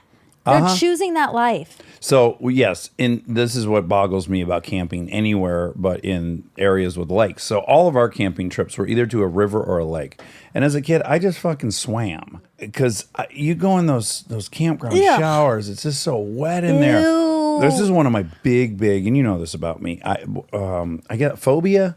Sure. I can't stand having my feet on a wet ground indoors. So even like at an indoor pool, I hate Ew, walking I along hate the that. side of the pool. Yeah. It feels so communal. It does, and The it's puddles, stinky. yeah, it's a musty smell in there. Mm-hmm. Yeah, so God. So yeah, when I find out people go camping like in the desert or here and there, I think, you got to have water. What are you going to do? Then you're stuck in those showers. I know, I'll never. When I think of prison, my number one thing is like, oh my God, your only option is to, and guys they're having accidents in the showers. I know. No one gives a shit. They've already proven they don't give a fuck about the rules of society. So it's like, if they got to go in the shower, tough shit. They do. They just push. I know. Hmm. That's what probably happened in this shower that I was in. Someone before let a poop out. I let a fart out and some poop came out. Guys snuck up on them. Okay, so other forced transition. That makes me think of, I just spent the whole week with Aaron. Oh, what a glorious 8 days. Great. We had so much fun. We sang the same songs over and over and over and over. You know that song, come Mama say, Mama say, Mama Kusan, Mama say. It started with me just saying it one time. Mama say, Mama say, Mama Kusan. And then I heard Aaron go, it's like they say, and you would just add a little bit of a real world. It's like they say when your son is my son. And that evolved into, that's not the point of the story. What occurred to me is he's the only male in my life that I'll be naked around. Because we were sharing a room the last 3 days. And if I had to like change to go down to the gym or whatever, I'd just be naked in front of him. And I don't do that in front of dudes. Yeah. That's interesting. And then he too. I saw his penis a few times. Sure. And it's old school. I mean, not old school. It's just old hat. You know, I've seen it a million times. Exactly. I don't even notice it, is what I'm saying. Yeah. Oh, his penis is out. Sure. And then mine was out sometimes. Oh, there's my penis. Yeah.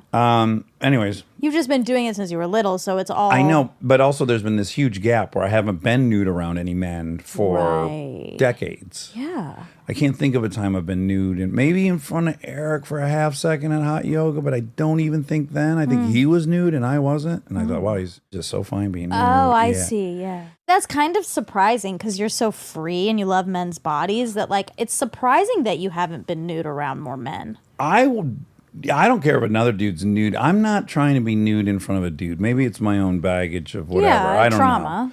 Yeah. Oh, but ding, ding, dingle. So the last 2 days of the trip, we were in Orlando. I had a job in Orlando. And so I said, well, fuck, we're in Orlando. Should we go to Disney World? Yeah, it's hot as Hades there.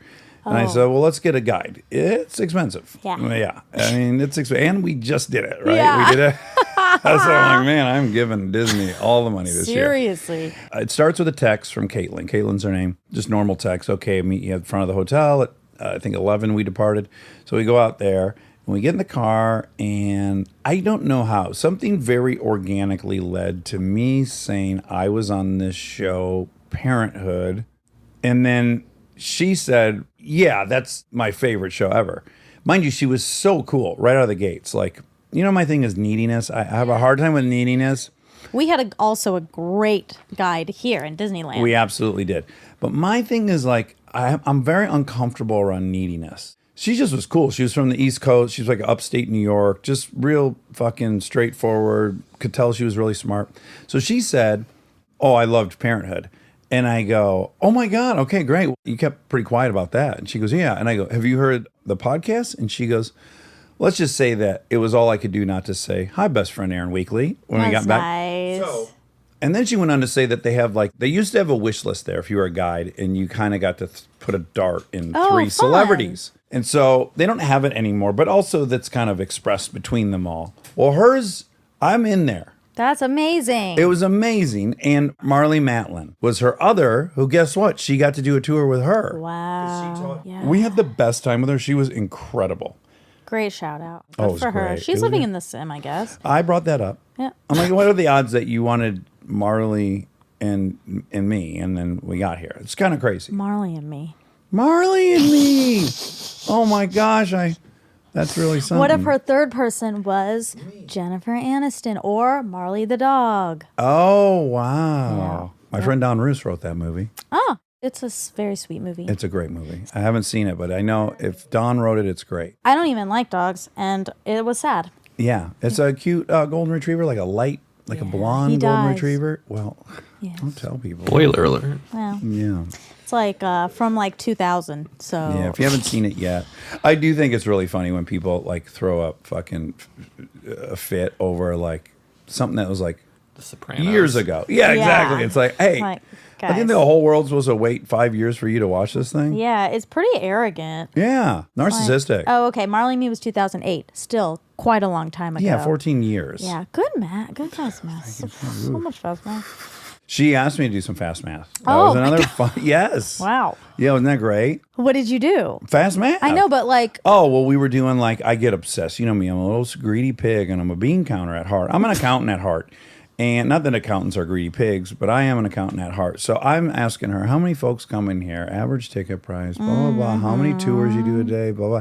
I can't help but You wanna add know. up how much they're making a day. Yeah. And it's outstanding. that's like that's very my dad. He does of that too. He's very interested in Net profit. the money element of stuff. Yes. Like, I was home and we were watching Stanley Tucci's show Is Back On. Yep. I love that show so much. And so It's great. It's so I haven't seen good. it either, but I know because it's him and Don Roos wrote Marley and Me. I know they're great. Okay, well, I've seen Mm-hmm. all of season 1 of Stanley's show. Loved it. Mouth salivating Oh, that's the what whole we wanted. time. And then season 2 just started, premiere. So my mom and my dad and I watched it. My mom had headphones in. She was listening to the trial.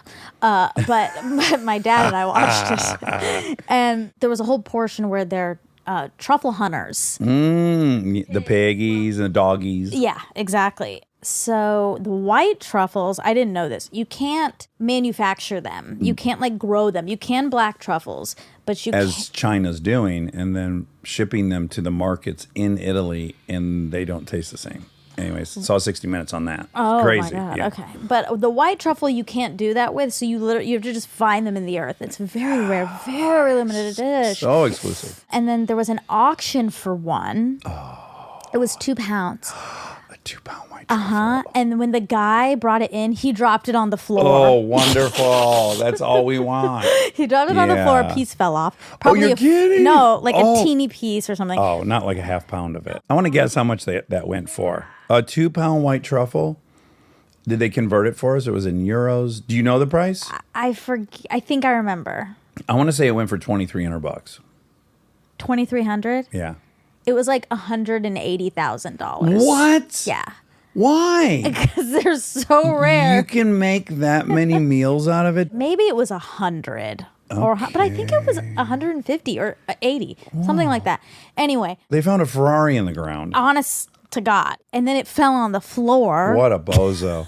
Poor guy or But girl. then my dad was like, how are they doing this? Because even if you shave some off and put it on your pasta, that's $2,000. That's what I'm trying to figure out. he didn't understand it.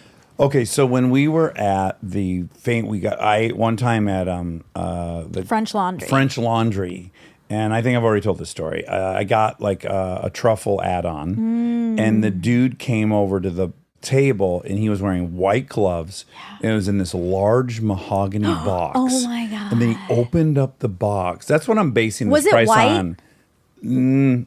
Probably It's not. black truffle. Yeah. Okay. But he held up one, and it was 2,300, and it looked like it had to have weighed 2 pounds. So that's where I'm basing it on. But anyways, he had white gloves, and it was in this beautiful mahogany box. And then as he was about to open it, I said, "What if he's about to shoot someone for our amusement? Like it's that expensive of a restaurant. Like you could pick a guest." But then he shaved it, and he was saying how they come around, like they come to the restaurant, they have different offerings, and each one's individually priced. It's a weird world. So weird. I love that truffle taste, though. I do too. We just like went down a rabbit hole. My dad has very simple tastes, and he's proud of that. Like he was watching, and he was like, "Ew!" Like to most things, he said, "Ew." Yeah. And then he said, "I'm really glad I don't like expensive foods." Isn't it funny? Yeah. We're so different. Well, and it's a generational thing, which is like, when we've talked about it on here before, the economy's transitioned. So it's like most people they save money to buy objects. Yeah. And younger generations save money to buy experiences. Yeah. So like, yes, I would have agreed with your dad before, like, thank God I don't have this fucking habit. I'd blow all my money on eating. Yeah. But then, of course, I remember this French laundry thing more than I remember whatever dumb thing I bought that year. Exactly, yeah. I will, there's like brain and stuff. There are definitely things on it that's like, ew, for me too, even. Sure, But brain. Testicles? yeah. Vulva? No. No one eats vulva. I Everyone's know. eating testicles. I don't know why. Is that part of misogynistic? I don't know. If you're going to be eating the reproductive weird. parts of a man, I don't know why It might we're have poison male. in it. In the ovaries? Maybe. I was poisoned this week by my own ovaries. Oh, sure, with your flies. They're on their way, and they're mad. They're Are they coming mad this Tuesday? today. Yeah, Monday or Tuesday. They'll be It's here so Monday or funny Tuesday. that it's predictable. They're in a really bad mood. They're pissed. Yeah. Okay. Apparently, the Vietnamese eat cow vagina. Oh, great. Okay. Vietnamese. They leave it to them. Rare Vietnamamese street food. Cooked whole, Cow? cooked whole bull vagina. Well, it couldn't be a bull vagina or a bull of vagina. Because a bull's a male. Yeah. I don't really want to click this link. Okay. That's probably a good Okay. It idea. doesn't seem like it's a .org. It's a but youtube.com. we don't know, and we don't want to. Perpetuate a notion that Vietnamese are eating cow That's right. pussy. That's Sorry, someone had to say it. Of course, it was me. That's right. Pussy platter. Okay. Okay. So you can tune a guitar, but you can't tune a fish. Unfortunately. Do you think cooking bovine vulva runs the same risk as salmon in your apartment? Way worse. What are Okay, you talking I about? don't Salmon's know. fine. Was It's it? fine. It wasn't salmon actually Oh, that trout? caused that. It was A sturgeon? Dover sole? no, what was it? It was a whitefish, but I don't remember. Cod? May I would think it was cod. It was a cod. It's a nice white fish, real flaky, real stinky and flaky. Okay, so it's you can tune a piano, but you can't tune a fish. And it's the 7th studio album by REO Speedwagon. Oh, wonderful, guys. Good job, REO Speedwagon. Do we know what REO stands for? Ransom Eli Olds. Ransom? Rancid or ransom? This was a commercial vehicle in America prior to World War II. REO Speedwagon. Oh, okay. Okay. Ransom, RANSOM. Eli Olds. So the band is after the car. I don't know what we learned just now, but I appreciate the learning the acronym. The album sold over 2 million copies in the U.S., which led it to being certified 2 times platinum. 2X Platinum. Yeah. It's hard to sell 2 million albums these days. It doesn't really happen. ELO, do you know that famous band, ELO? That's Electrical Light Orchestra. Electric. Electric Light Orchestra. Thank Rob you, didn't Rob. even have to look that up. He knew it. I'm going to, verify, but yeah. Electric Light Orchestra. Do you know REM? REM, Rapid Eye Movement. Yep. Yeah. Good job. Okay, this is fun. You Oh, know great. the green lamp right there? Yes, that Colson liked. He loved it. We were saying that it's in all these movies, so I have a list. Oh my God, it's like people have It's a thing. thought about this. Mm-hmm. Wow. Is 7 on there? Yeah, duh. That's the one that like is Sets everyone on their voyage. exactly. That's weird. I wouldn't have when it was appealing to me so much in that scene, it didn't occur to me that it appealed to everyone. You thought you were special. I just was so perversely needed it. It was weird. Well, its frequent appearance in pop culture is in large part related to its history and the belief that the green light it casts is psychologically soothing and comfortable for the eyes. Ooh. This is what made it so popular among bankers, in libraries, courtrooms, and so on. and associated with individuals of higher social class. Okay, sure. So mixed messages for you. I know. Okay, ready. There's a lot. Silence of the Lambs. Frasier. Okay, this is TV and movies. Okay, it's a nice mix. Silence of the Lambs. Frasier. Or Frasier, as my mother-in-law would say. Frasier is her favorite show. Oh. She talks about Frasier all the time. This one, did you see the episode of Frasier that? And I'm like, I haven't gotten around to seeing it yet. Almost everything reminds her of a Frasier episode, which is adorable. Really cute. That's like Friends. Yeah. For me.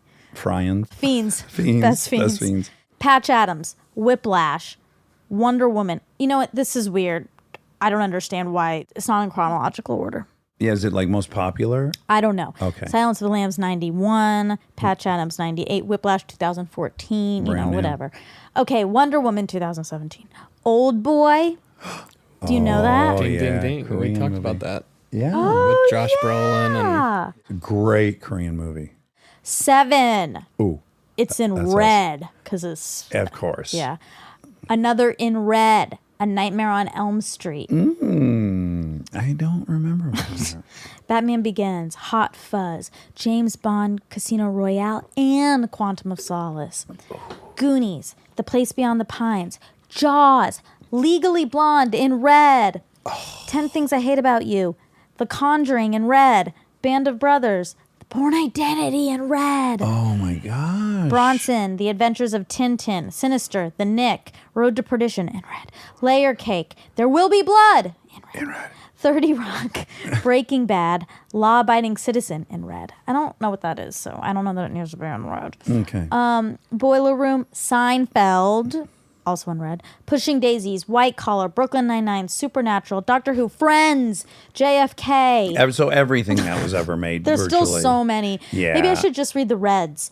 Okay, the yeah. rest are the reds only. Okay, Network, Reds only.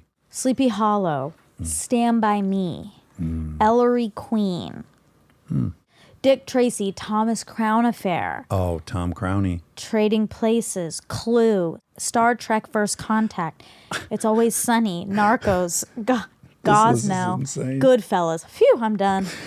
Who assembled that?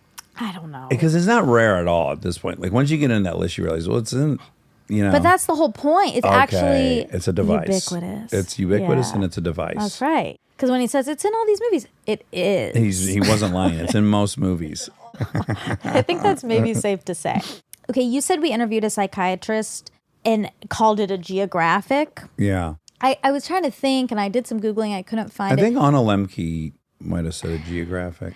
I thought maybe it was from BJ Fogg when he talks about habits. There are like certain things people will do to change a habit, Okay. and one is Is it called change geographics? locations. I don't know. I don't know either. I don't know if I made it up. And if I did, it's a cool thing. It is cool. We can make it a thing. Yeah. Yeah. Oh, that's a geographic. That's not going to work. Yeah. You said you've never made a movie without throwing up. But there wasn't any throwing up in Brothers Justice. Or Hit and Run, right? There wasn't Chips, obviously. There was a ton in Chips. There was in The Judge. Did I not throw up in Hit and Run? I could have swore I did. I would brush my teeth until I gag. I kept that in there because that is really how I brush my teeth. And I was overly proud of the fact that like I left that in. Yeah. I've never been watching a movie and the character was brushing their teeth and they fucking gagged. I kind of liked that. Yeah. Yeah. Very real. But Brothers Justice, no. I was too busy with those crotch shots. I was more focused on the bouncing testicles. Back to ding, ding, ding, the food. ding. Yeah, that was kind of like your crotch period. Yep, that was. Then you had a vomit period. I guess I moved into teeth brushing period and then vomiting. Yeah. Oh, there's two news stories we have to discuss. I didn't know if you wanted to wait. No, people will be pulling their hair out. Okay. One is there's a great article. Was it in the New York Times? I can look there because this is the thing I sent you. Yeah, New York Times, about two dolphins. They were playing in Bolivia They were swimming side by side, and they had an anaconda in their mouth, Yeah. which is already a novel, Very rare. incredible thing. They didn't know whether they even hunted those. They're supposed to be apex predator, those anacondas. And then also, deeper in the article, it's all about their erect penises. They're Yep. both so aroused. Yeah. And then it talked about how they would generally, they tried to have sex with a whale's blowhole, like a little whale they got. There was a- And then they think maybe they were trying to have sex with the fucking anaconda, or they were rubbing their penises against it. And anyways, it just confirmed right in writing in the New York Times, they are the perviest creatures out there. They are. It's wonderful. What did you actually I took a commented- quote. Yeah. It was something else from the photos was notable. The male dolphins' erect penises. You don't see that often in the New York Times. It was great. Okay, secondly, and we're hoping to do a little follow-up about this, a guy landed a plane with no training. That's right. The pilot became incapacitated, and a civilian. Passenger. A civilian, a passenger, a layperson, a dum-dum. No, I'm not saying dum-dum. No, obviously not. A very skilled person. And he, first time ever behind the yoke, set it down safely. So many people were very excited for you. Yes, they were. I think it ends our debate because the odds that that guy is more mechanically inclined than me, like has more driving passions. We don't know. We don't know him. Dax, we don't know him. We don't know him yet. Yet. We don't know him. We don't But know him. listen, also I will say, and this is something we haven't thought about in this discussion, most of the accolades are going to the air traffic controller. And I understand that Of course, they have to tell you how to land he it. did all the work. Yes, which I anticipate. I don't think I'm going to get behind the yoke of a 727 and figure out how to put it on the ground. Okay. I know they're going to be talking I to me. didn't know that. But I'm saying I'm the best person to talk through that because I don't lose my cool, and I know about all the stuff already. Knowing someone's walking you through, I will agree with you. Okay. Okay? Okay, thank you. But you just on your own up there with no person walking you through. I mean, you want to hear the truth. You think you can do it either way. I do think I understand it. Mm-hmm. Okay. Here's what I think I understand. Okay. Okay, I've got the yoke in my hands, right? You can see that. Is that what it's called? Yeah, the yoke. Okay. At least you know that, and I didn't know That's that. right? And so I've got the yoke in my hand, and if I turn to the right, it activates the flaps on the opposite wing, and it drops it. So that's making yourself go Tilty, tilty left, tilty right. curvy, swervy. Curvy swervy. If I push in on the yoke, it actually, on the maybe aileron, I think it's called, the back wing, Okay. it'll tilt that flap, which will bring the back end up, and it'll send it down. So if I push in, it's going to lower. If I turn left and right, it's going to tilty. I pull back, it's going to put the nose up in the air, right? So now what we have on our hands is throttle control. That's the last step. So what I'm going to do is I'm going to aim it at the runway, tilty, blah, blah, blah, and I'm going to be pushing in on the yoke, nose diving. I'm also going to be coming off the throttle. I'm going to be trying to lose some speed, okay? Full throttle is forward. I'm pretty positive, Oh, like a boat. And so if I'm pulling back, as I pull back, I'm going to lose altitude as well. Both my point down is going to lose altitude, and then when I come off the gas, it's going to lose altitude. Okay. Less propulsion, less lift. okay. And what I'm ideally trying to get to is that point where right when we are about to nose dive and hit the nose on the runway, I know pull back on the yoke, I flatten it out, and then I drop the strength of the motors, and it's going to kill all the lift. So it's going to be a rough landing. We're going to slam down. Oh. But I'm going to have us close enough to the ground that when we bang down, and then I drop them fucking throttles all the way to the ground, and then I push. I'm pretty sure the foot pedals, I just push as hard as I can, and now I'm on the brakes. This is without doing any my research. So I'm sure God. people will comment on whether or not. So I kind of think I could do all those things. Okay. I might have to like circle around a few times. Okay. You did it on the Star Wars ride. I was Great. just about to say that ding, ding, ding, Disneyland. There was a ride where you were doing this. You were driving. Well, you training. and David. Yeah. David was terrible. Oh my at it. God. I was so sick in that ride. I was like, get me. I had to just close my eyes and just Yeah. sit. That's a rough ride to be a passenger in. I did not enjoy it. When we were planning out who was going to do what, I was like, I want Dax to, On the part that makes you sickest. yeah. Yeah, So, thank you. I did feel like I wanted that to be you. Yeah. So that's a feather. Yeah, thank you. Anyways, so I think I could do it. Rob and I hated that ride. Yeah, it was not great. We talk about movies that take place in one day. Yeah. This is a movie heavy fact Oh, check. good. Okay, ready? Yeah. Clerks. American Graffiti. Oh, Groundhog Day. Airplane. Airplane! Exclamation point. hold on. Groundhog's Day that's a cheat Is it? Yeah, because it resets. There's he lives 150 days. I know, but it's the same day. It is Groundhog's Day. You're right. Okay, you're right. Okay, before sunrise / before sunset. Correct. Linklater movie. Yes. Yeah. Ferris Bueller's Day Off. Seminal, Classic. seminal one day movie. Night of the Living Dead. Doctor Strangelove. Do the Right Thing. Spike.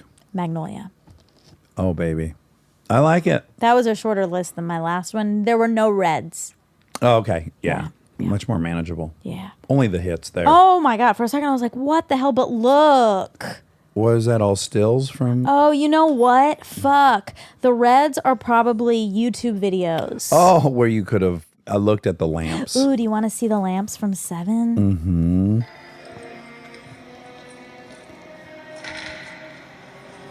Good sound design. So good. I know, it makes me want to watch it again. Listen to the sound design. So ominous. I want to check out Milton. Come on, George. The car's getting cold. Duty call. Look at those Fuck, it's green gorgeous. lamps. That's the high water mark for the green lamp thing. It Because is. one was right prominent in the frame. Oh, it's everywhere. Oh, we love it. Let me hear him talk once, because I sometimes think I can do him. Gentlemen, I'll never understand. Never understand. No, his is No. deep. Like it's. What do? You play poker all night. Hey, we got culture. Yeah, we got culture. Coming out early. How's this for culture? Oh, I can't do them. I thought I could, but I can't. it's a little. It's just more a cadence. I can't do it. Well, there's a reason, right? There's a reason his voice is the Making most. trillions. Uh-huh. Yeah, best narrator in the business. Mm-hmm. Shawshank. What a narration. Good movie. Happened in a day. No, it didn't. No, it was over the course of a lifetime, I think. Ooh, Born Identity. I just want to see where it is. Yeah, let's just see if his shirt's on right now. You, red bag, stop right there. Put your hands up. He looks so young. They put a lot of head on these clips, like long time before the lamps. Exactly. Oh, I see it. Oh, 1, 2. Yeah, that was it. Oh, wow. Someone really went through that one with a fine-tooth comb. Well, I don't know. Maybe there's more because this is a long scene, but we saw You it. better throw someone through a big rack of those lamps. No, the whole point is it's like discreet. It's a device. It's a device. That's it. For facts in general? Yeah. Oh, wow. What did you think of Machine Gun Kelly? Loved. Love. And I will be honest that I had Preconceived I notions? did. I went in feeling, because I did a little research on him, Yeah. and I was like, I mean, to be honest, this is going to sound horrible. I don't want it to be true, but I was kind of like, can't people just get it together? A little bit. Like, Sure. I know life is hard, but like, Mm-hmm. And then, of course, as soon as we sit down, I'm like, oh, this Sweet boy. nice, sweet boy. Yeah. And it's so unfair. What do you think's Life is under that? unfair. Because, like, I have a guess. Of mine? Yeah. The initial knee jerk, because I totally relate. And I think I have a theory on why. But why like, initially just like, come on, dude, just get your shit together. Like, where do you think, what do you think's under that? It's this angstiness that's put out that I am like, ugh, just can't Go it with be the flow. easy? Yeah. Can't it just be easy? And Yeah. the truth, this answer is no for some people. For me, a lot of it, I think the knee jerk is like, which is crazy. I know, because I don't have it much anymore, but I used to for sure. Yeah. Part of the knee jerk for me is like, you're rich and famous. How fucking bad can it be? Like, that's probably the foundation. No, I don't have that. You don't have that. It's more just like I can see that life is so difficult. And in my head, I'm like, it doesn't have to be. Yeah. It just doesn't have to be. It can be easier. Right. But that's wrong. I'm wrong about that. Or for you, it can be. Well, that's what I mean. Everyone's so different, and it's amazing the things that people are doing despite their backgrounds. Well, that's what's funny. Yeah. I guess like if you could see somebody in their totality just by glancing at them, what's probably more accurate about him, like, so if you don't know anything about him and you just look at the thing, it's like, dude, why are you such a fuck up? If you see the totality, you actually would probably go like, it's amazing that he can It's a miracle. Yeah, functional and productive and creative and all these things. I agree. Is more amazing, really. Yeah, for me, actually, the piece that I read that really made me just like, ugh, was him being like a self-proclaimed anarchist. Oh, right. I read that and I was like, no. It doesn't have to be that. Like, everything doesn't have to be a struggle. But again, when life is a struggle, or when you're used to life being a struggle, of course. I also really think anarchists, that's like a symptom of youth generally. Yeah.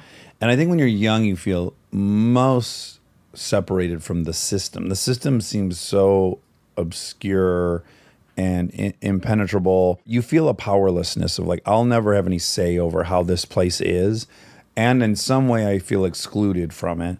So I'd be happier if the whole fucking thing collapsed. Since, you know? Yeah, but I think that comes from people who desperately need to feel powerful, and that's due to Being powerless. Not having any and feeling trapped in that. Like, I don't have that because I didn't feel like I have no problem with the system. Right. The system has helped me. Yeah. But I, of course, understand. That's how I felt. I think I told you. I don't even know if I said it publicly because I try to be supportive of everyone's movies. And it's a great movie. But I just wasn't at an age where I could be excited about it, which was The Joker. Oh, yeah. It's just like, it's so misanthropic. It's so, life is so terrible. It's so who gives a fuck, blow everything up. Like, and I just was watching, I was like, I definitely would have loved this movie in my 20s. Yeah. Because I felt like, oh God, I'm never going to succeed in this crazy system. Like, I'm going to be one of the ones left out. And then I just was realizing like, oh, this whole thing no longer appeals to me. Yeah. That movie was scary. Yeah, it was dark. So dark. But ding, ding, ding for our upcoming guest. Easter egg. Oh, right. Anyway, so no, I loved him. I adored him. I thought he's a very special person. Yeah. And I did a complete 180. He's one of these guys that came up on an episode with a great guest that's coming up, like a titan of the financial sector. And we were talking about like what the last part of your life is. If you've already kind of accomplished things in life you wanted to, and the thrill of that's maybe over, like what's left for you. And I was saying, well, I kind of am loving the idea of maybe like being a mentor to boys who would want me as a mentor. And this was, and I referenced, and when you hear that episode, maybe you'll be like, who was he talking about? But this was one of them. I was like, I would be endlessly available to Colson. Yeah. Yeah. I think you would be good for him. I love you. I love you.